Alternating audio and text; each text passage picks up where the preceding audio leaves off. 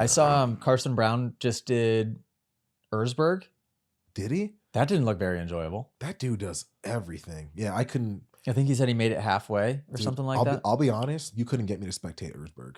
It doesn't look, I mean, half the time it looks like they're just stuck on an obstacle trying to just like throw their bike over top of it. Yeah. That doesn't sound super, I mean, that like I did the 24-hour at Glen Helen off-road race, blast. Yeah. Because you're riding and racing the whole time. Exactly. Yeah. It's not hard enduro to the point where you're carrying your bike. You need a group of people to go up a rock And then cliff, another thing I thought of as I was watching that, because I was watching him do it, and sometimes I watch Carson Brown stuff and I'm just, he leans into his character heavy duty, right? I mean, he like overrides everything when it's completely unnecessary. That's cool. So if you watch those clips, to me, it's kind of like, all right. Yeah. But I respect it because it's that he's playing that character, he's leaning into it, right? But for me, one part of me watches it and I go, completely unnecessary. Like I could have hit that corner faster and the bike, you wouldn't have even heard my bike, you know?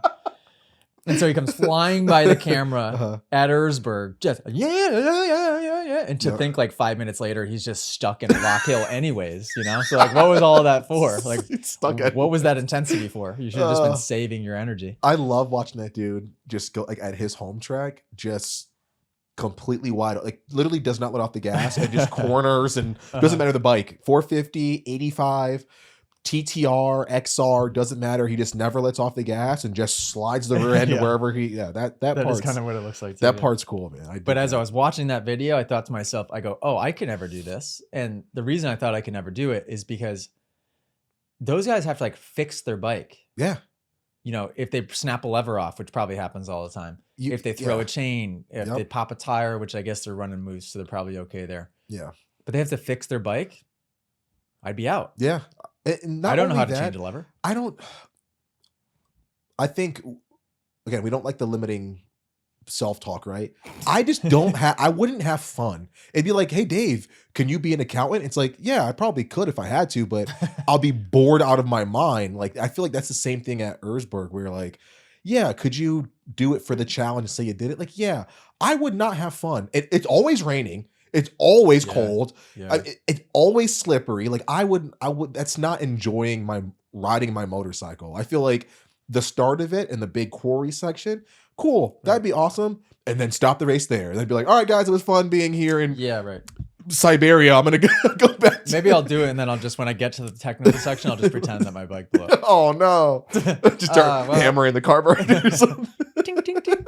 No. Sorry, I don't know, man. I don't know. Yeah. You know, but yeah, because I agree. But when things get that difficult, I guess that's the point.